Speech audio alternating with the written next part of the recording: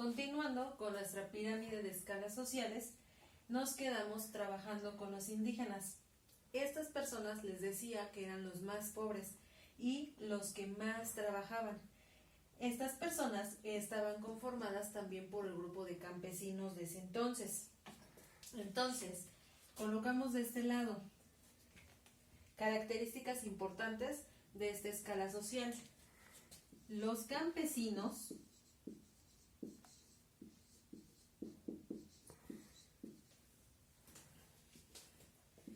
vivían, como ya les conté, con muy poco dinero, a pesar de que eran las personas que más trabajaban. Y las condiciones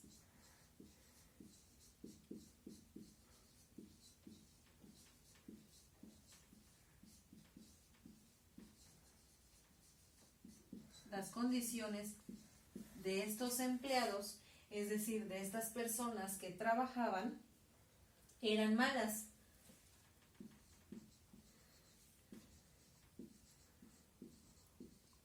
Demasiado malas, diría yo, porque ¿qué creen? A pesar de que trabajaban demasiado, nadie les ofrecía garantizar sus derechos, es decir, asegurar sus derechos. En ese entonces, chicos, no existían los derechos de los empleados, es decir, los derechos que tenían los campesinos. Actualmente a esos derechos se les llama derechos laborales. Entonces, les ponemos aquí una leyenda. No tenían derechos laborales. Es decir, de alguna o de muchas formas, sus patrones, sus jefes, violentaban a las personas de esta manera, no dándoles derechos laborales. Es más, en ese entonces trabajaban casi todo el día, en donde estuvieran trabajando, en fábricas o en haciendas. Trabajaban todo el día y se podía decir que hasta vivían como prisioneros de ahí. Casi no les permitían salir. Además de que, como nos dice aquí arriba, vivían con muy poco dinero, es decir, no les pagaban bien y el trabajo que hacían era mucho porque requería demasiado esfuerzo. ¿Ok? Después vamos a colocar otros puntos importantes que surgieron durante este periodo de tiempo.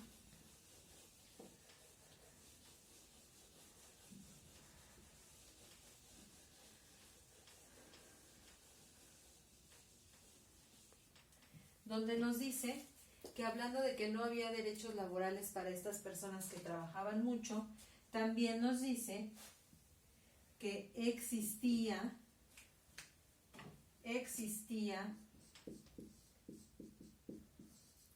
mucha desigualdad. Cuando hablamos de desigualdad, nos referimos a que no tenían lo mismo que otras personas. Es decir, ellos tenían mucho menos que los que tenían poder en ese entonces o los que tenían dinero. Existía mucha desigualdad, recordando que ¿en dónde? En Nueva España, que fue así como le nombraron cuando llegaron a conquistarnos. Existía mucha desigualdad en Nueva España,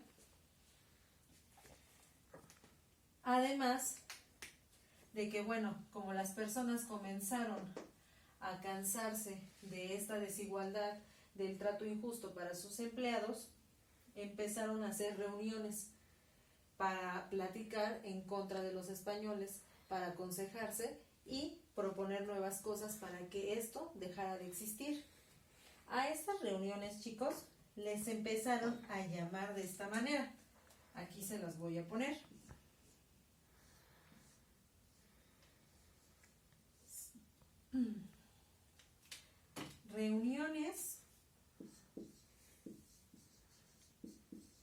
Reuniones de forma constante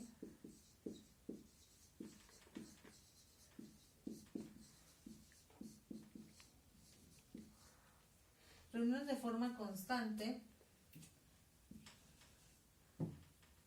donde se involucraban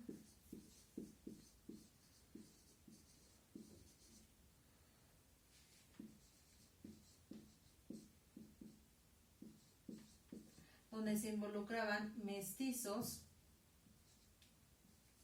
y otras clases bajas, por así llamarlo socialmente.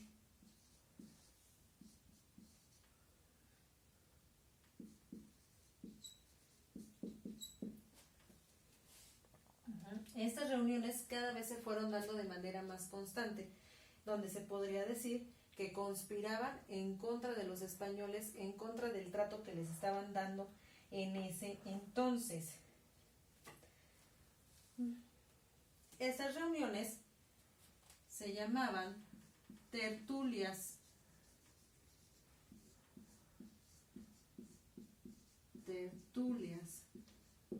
Y a estas reuniones se les llamaba así porque básicamente se juntaban a conspirar, pero también platicaban de arte, cantaban. Se podría decir que desarrollaban aspectos intelectuales dentro de esas reuniones para que favoreciera su situación en ese entonces. ¿Sale? Aquí abajo les pongo los temas que se trabajaban. Temas intelectuales. Cuando me refiero a temas intelectuales, todo lo relacionado a lo intelectual, para no poner todas las posibilidades, porque eran muchos de los temas que ellos hablaban en estas reuniones que hacían constantemente. Y bueno, vamos a poner otro punto de este lado. Voy a borrar porque ya no me cabe.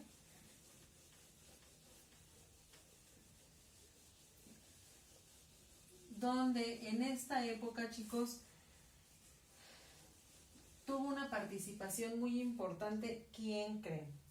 Alguien que también tuvo mucho poder desde ese entonces, y no me estoy refiriendo al gobierno.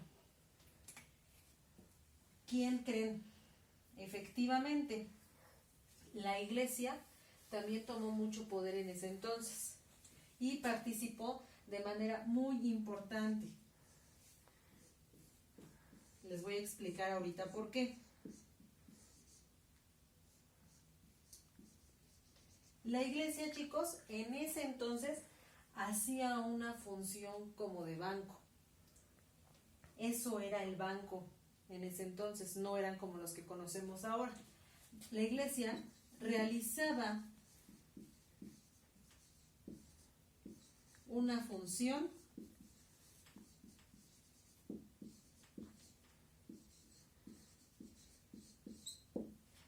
de banco, y no precisamente porque las personas fueran a dejar su dinero y depositarlo al banco como ahora lo conocemos, no, más bien porque la Iglesia realizaba esta función para las personas menos beneficiadas o las personas que menos poder tenían.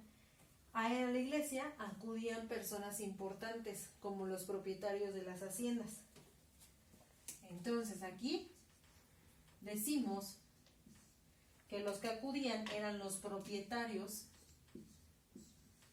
de haciendas.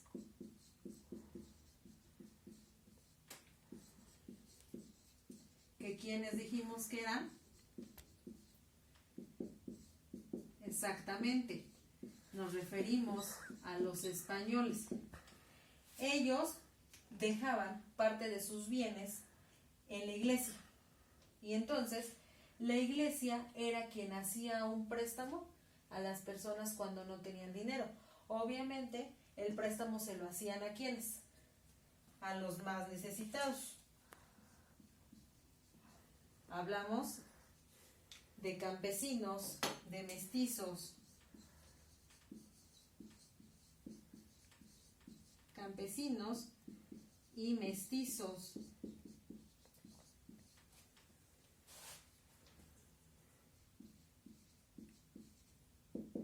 Realizaba su función de banco para campesinos y mestizos. Les otorgaba un préstamo aquí le pongo, otorgando préstamos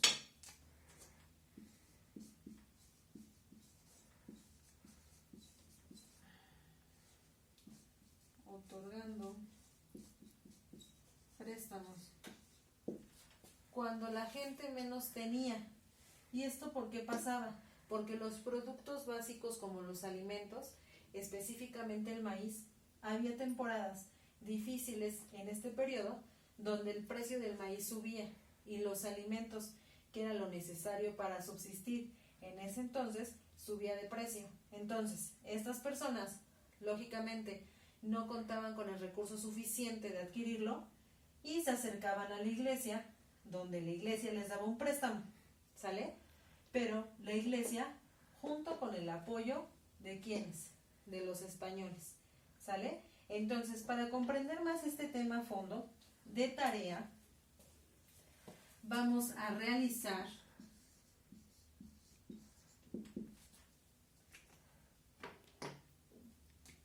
la página 97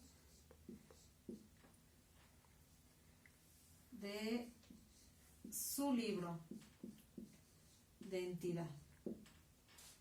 Y refiriéndonos específicamente a este tema, vamos a agregar una redacción donde ustedes me coloquen lo más importante de este tema. Lo que les haya parecido más importante, ustedes me van a escribir su opinión acerca de este tema junto con la página 97 de su libro, por favor.